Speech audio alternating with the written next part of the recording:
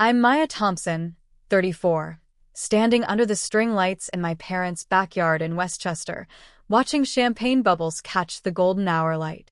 The ice in my untouched gin and tonic had long since melted, leaving behind a watery mess that matched how I felt inside. This wasn't just any family gathering, it was the official launch celebration for my younger sister Sophia's tech startup, and judging by the crowd of investors, journalists, and family friends milling around the catered spread, tonight was going to be her night. Again. The smell of grilled salmon and rosemary potatoes drifted from the outdoor kitchen where my father David commanded his Viking grill, like a CEO running a board meeting. Everything had to be perfect for Sophia. It always did. My mother Helen glided between guests in her cream silk blouse, orchestrating conversations with the same precision she used to plan her charity galas. She had that radiant smile she reserved for important occasions, the one that never quite reached her eyes when she looked at me. I had arrived an hour early, hoping to help set up, but found everything already perfectly arranged by the catering team my parents had hired. Professional servers in crisp white shirts carried silver trays of appetizers while a bartender mixed craft cocktails at a portable station, complete with artisanal ice. Nothing was left to chance. Nothing except asking me what I might need or want. "Maya, you made it." Aunt Rebecca approached with her signature air-kiss greeting, holding a glass of Prosecco like a prop. "How's your little teaching thing going? Still at that public school?" I managed a smile that felt more like a grimace. "I'm actually the head of the arts integration program now. We just received a grant to expand into 3 more districts." "Oh, how sweet," she said, her attention already drifting towards Sophia, who had just emerged from the house looking like she'd stepped off a magazine cover. My sister wore a flowing emerald dress that probably cost more than my monthly rent, her honey blonde hair styled in those effortless waves that took a team of professionals to achieve. She moved through the crowd like she owned it, which in many ways she did. I watched as conversations paused when Sophia passed, how people leaned in when she spoke, how laughter followed her like a perfume trail. She was magnetic in the way some people just are, drawing attention without trying, commanding respect without demanding it. I used to think I could learn to be like that, but I'd given up that fantasy somewhere between college and my first real job. The backyard was transformed into something from a lifestyle blog. Market lights hung in perfect swoops between the oak trees, casting a warm glow over round tables covered in white linen. Arrangements of white peonies and eucalyptus served as centerpieces, and a professional photographer moved discreetly through the crowd, capturing candid moments that would probably end up in a magazine spread about successful women in tech. I found myself gravitating toward the garden's edge, where my grandmother Rose sat in a cushioned wicker chair, quietly observing everything with the sharp blue eyes that missed nothing. At 82, she was the matriarch of our family, though she rarely exercised that authority anymore. She wore a simple navy cardigan over a floral dress, her silver hair pinned back in the same style she'd worn for 30 years. Her hands rested on her cane, and she gave me a small nod as I approached. "Quite the production," she said softly, her voice carrying the slight rasp of age. "Sophia deserves it," I replied automatically, the words tasting like chalk in my mouth. Rose tilted her head. "Does she? Or is this what we tell ourselves to make the inequality easier to swallow?" Before I could respond, the sound of a microphone being tapped echoed across the yard. My father stood on the raised deck, his silver hair perfectly styled, wearing the confident smile he used in boardrooms. Helen appeared beside him, her hand resting on Sophia's shoulder in a gesture of pride and possession. "Thank you all for being here tonight," David began, his voice carrying the authority of someone accustomed to being heard. "Helen and I are incredibly proud to celebrate our daughter Sophia and the launch of her company, Ecologistics." Applause rippled through the crowd. I clapped mechanically, my hands stinging from the forced enthusiasm. "Sophia has always been a visionary," he continued, his gaze sweeping over the guests but somehow never landing on me. "From the time she was little, she showed the kind of drive and ambition that we knew would take her places. Tonight, we're not just celebrating her company launch, we're announcing our investment in her future." My stomach began to churn. I could see where this was headed, and I wasn't sure I could stand to hear it. Helen and I have decided to provide Sophia with a $1.2 million investment to ensure Ecologistics has everything it needs to succeed in the marketplace. The applause was thunderous this time. Guests whistled and cheered. Someone shouted, "Congratulations." Sophia pressed her hands to her heart in a gesture of surprised gratitude that looked practiced, like she'd rehearsed it in front of a mirror. I felt the blood drain from my face. $1.2 million. The number echoed in my head like a gong. That was more than I'd made in my entire career. More than I'd ever dreamed of having. And they just handed it to Sophia like it was pocket change. But then my father did something that made the night infinitely worse.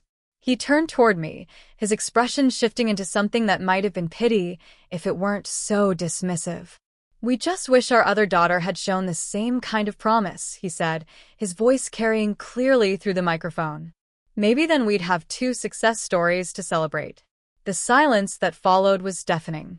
It was the kind of quiet that makes your ears ring, the kind that presses against your chest until you can't breathe. I felt every eye in the yard turn toward me, felt the weight of their curiosity, their pity, their judgment. My face burned with humiliation. I wanted to disappear, to sink into the perfectly manicured grass and never come back up. But I couldn't move. I couldn't speak. I could only stand there, frozen in the spotlight of my father's casual cruelty. Sophia's face had gone pale. She looked at me with something that might have been regret, but she didn't speak. Helen's smile never wavered, but her grip on Sophia's shoulder tightened slightly. And then, in the suffocating silence, I heard the soft scrape of a chair being pushed back. Rose was standing. It took her time to rise fully, her joints protesting with quiet pops and creaks. But she stood with dignity, her cane supporting her weight, her blue eyes blazing with something I'd never seen before. The crowd turned toward her, sensing that something significant was about to happen. "David," she said, her voice carrying despite its quietness, "I think it's time we talked about success." My father's confident smile flickered. "Mom, this isn't really the time for—" "Oh, but it is," Rose interrupted, her tone gentle but implacable. "It's exactly the time. Because I've been sitting here for 82 years watching this family define worth by bank accounts and business cards, and I think our guests deserve to hear what real success looks like." She took a step forward, her cane tapping against the stone patio. The photographer had stopped snapping pictures. The servers had paused with their trays. Even the night sound seemed to quiet, as if the world itself was holding its breath. "Maya," Rose said, looking directly at me, "would you like to tell everyone what you've accomplished in the past 3 years?" I opened my mouth, but no sound came out. I wasn't used to being invited to speak about myself, especially not in front of a crowd like this. "She's too modest," Rose continued. "So I'll tell you. Maya designed and implemented an arts education program that has reached over 3,000 underserved children in our county. She wrote the grants herself, managed the budget, hired and trained teachers, and built partnerships with local businesses and community organizations." My father started to speak, but Rose held up her hand. "She works 60-hour weeks for a salary that barely covers her rent because she believes education should be accessible to everyone, not just families who can afford private lessons. Last month, her program won the State Excellence in Education Award. The governor himself presented it to her. I had told my parents about the award. My mother had said, "That's nice, dear," and changed the subject. My father hadn't responded at all. "Maya's program has been featured in 3 national education journals," Rose continued, her voice growing stronger. "The Department of Education asked her to present her model at a conference in Washington last fall. 2 other states are now implementing versions of her curriculum." The crowd was listening intently now. I could see some of them pulling out their phones, probably Googling my name to verify what Rose was saying. It was all true, but I'd never heard it laid out like that before. I'd never realized how much I'd actually accomplished. But perhaps most importantly, Rose said, Maya created something that didn't exist before. She saw a need and filled it. She saw children who were being overlooked by the system and made sure they had opportunities. That's not just success, that's transformation. She turned to face my father directly. David, you run a very successful consulting firm. You help rich companies get richer. That's profitable, but tell me, how many lives have you changed? How many children sleep better at night because of your work? My father's jaw was tight. Mom, that's not fair. Business success creates jobs, supports families. Maya's program keeps kids off the streets, Rose interrupted. It gives them hope, skills, purpose. Her students have gone on to art schools, music programs, colleges they never thought they could attend. She's building the next generation of creators and thinkers. And you have the audacity to call that a disappointment. The silence stretched on. I could see the wheels turning in people's heads, could feel the shift in the room's energy. These were successful people, many of them parents themselves. They understood the value of what Rose was describing. Furthermore, Rose continued, this family has a history of supporting its members differently. When David was starting his business 20 years ago, Helen's father provided the initial investment. When Helen wanted to go back to school for her master's degree, we paid for it. When Sophia needed help with her student loans from Stanford, you covered them without question. She paused, letting that sink in. But when Maya needed support for her education, we told her to take out loans. When she was starting her program and needed equipment, we suggested she ask the school district. When she won that state award, we didn't even attend the ceremony. I felt tears starting to burn behind my eyes, but I blinked them back. I couldn't cry now, not in front of everyone. Success, Rose said, her voice ringing clear across the yard, isn't measured by the size of your bank account or the prestige of your zip code. It's measured by the positive impact you have on the world around you. And by that measure, Maya is the most successful person in this family. She turned back to me, her expression softening. Maya, I have something for you. Rose reached into a small purse hanging from her chair and pulled out an envelope. She held it out to me with steady hands. This is a cashier's check for $50,000. It's your inheritance from your grandfather's estate, which I've been managing in a trust. I was waiting for the right moment to give it to you. I stared at the envelope, unable to process what was happening. But that's not all, Rose continued. Last month, I established the Margaret Thompson Foundation for Arts Education, named after your great-grandmother, who was a teacher. The foundation has an initial endowment of $2 million, and it's designed to support innovative arts education programs in underserved communities. My legs felt weak. $2 million? For arts education? Maya, if you're willing, I'd like you to serve as the foundation's first executive director. The position comes with a salary of $90,000 annually, plus benefits, plus the budget to expand your program nationally. The yard had gone completely silent. Even the crickets seemed to have stopped chirping. Grandma Rose, I whispered, my voice cracking. I don't know what to say. Say you'll take it, she replied firmly. Say you'll stop apologizing for doing work that matters. Say you'll stop letting other people define your worth. I looked around the yard at all the faces staring back at me. My father looked stunned, his confident demeanor completely shattered. My mother's perfect smile had finally slipped. Sophia was crying, though I couldn't tell if it was from joy or something else. I'll take it, I said, my voice growing stronger with each word. I'll take it all. Rose smiled, and for the first time in years, I felt truly seen by my family. But that was just the beginning. The aftermath of Rose's announcement rippled through our family like an earthquake. The party continued for another hour, but the energy had completely shifted. Guests who had barely acknowledged me earlier in the evening were suddenly very interested in my work. Business cards appeared from nonprofit board members, education advocates, and philanthropists who wanted to discuss potential partnerships.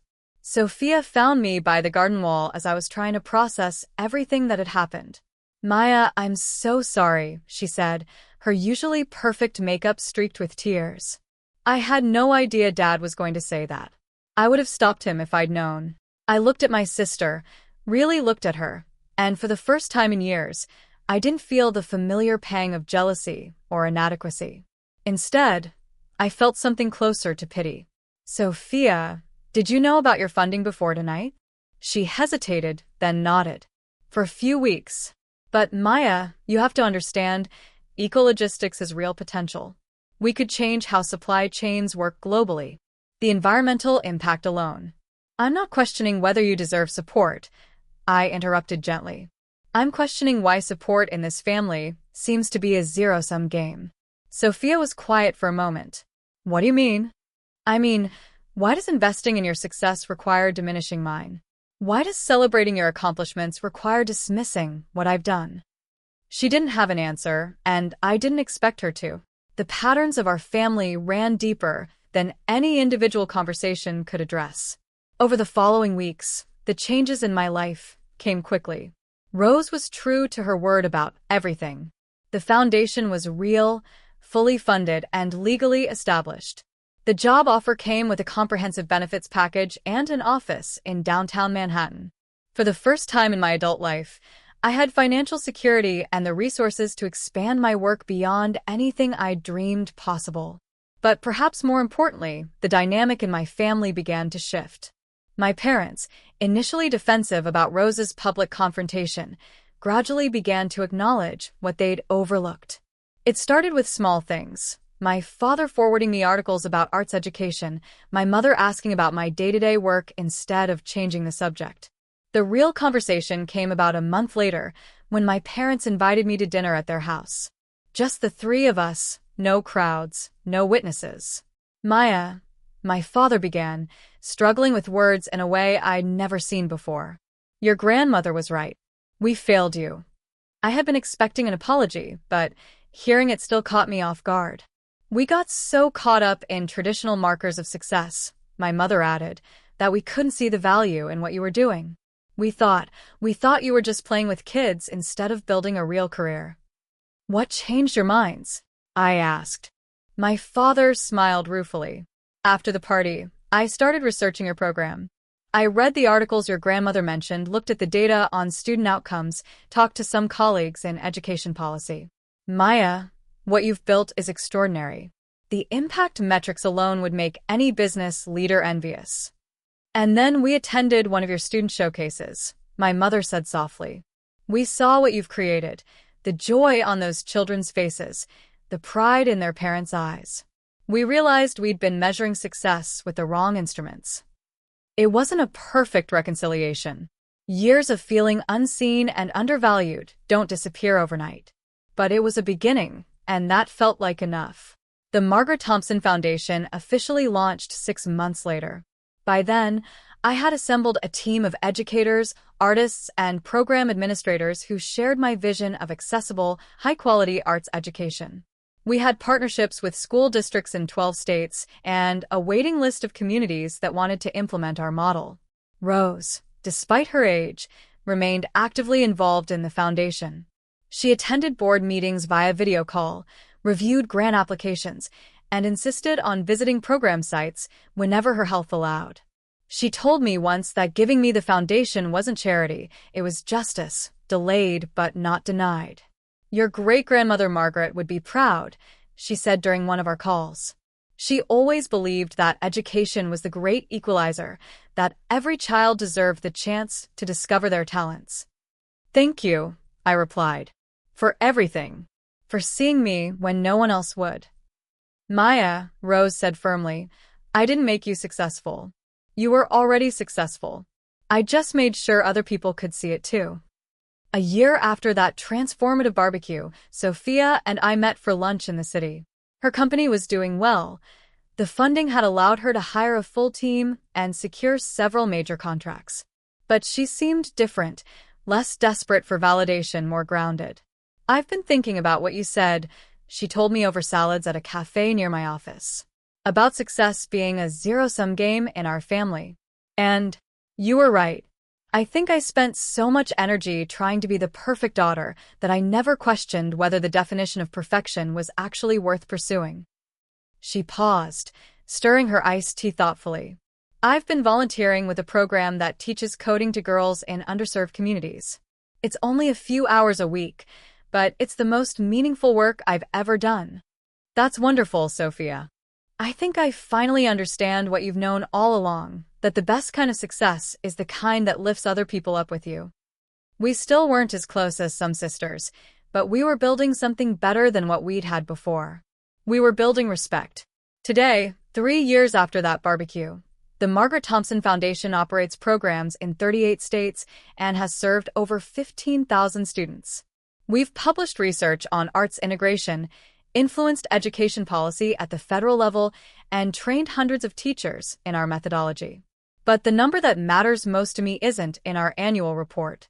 It's 15, the number of former students who have contacted me to say that our program changed their lives, gave them confidence, opened doors they didn't know existed. Rose passed away last winter, peacefully in her sleep. At her funeral, the church was packed with people whose lives she had touched, family, friends, students she had tutored, causes she had supported. But what I remembered most was the night she stood up at that barbecue and refused to let my worth be diminished by someone else's narrow definition of success. She left me a final letter, which I didn't open until months after her death. In it she wrote, "Maya, by the time you read this, I hope you have learned what I spent 82 years figuring out, that your value isn't determined by other people's approval. You are enough exactly as you are, doing exactly what you're doing. The world needs your gifts, your compassion, your dedication to making things better for people who have less. Don't ever let anyone convince you that service is somehow less worthy than profit. Keep standing up, keep speaking truth, and keep changing lives one child at a time." I keep that letter framed in my office, next to the photo of our first graduating class and the award I received from the Department of Education. They're reminders of different kinds of success, the measurable kind and the immeasurable kind, the kind that shows up in bank accounts and the kind that shows up in transformed lives. If there's anything I've learned from all of this, it's that success isn't about earning other people's pride or approval. It's about staying true to your values, even when those values aren't valued by the people around you. It's about building something meaningful, even if that something doesn't fit traditional definitions of achievement. And sometimes, if you're very lucky, someone will see what you're building and stand up to make sure the world sees it too. That person doesn't have to be family, but if they are, and if they use their voice to amplify yours at exactly the moment you need it most, well, that's not just success. That's grace.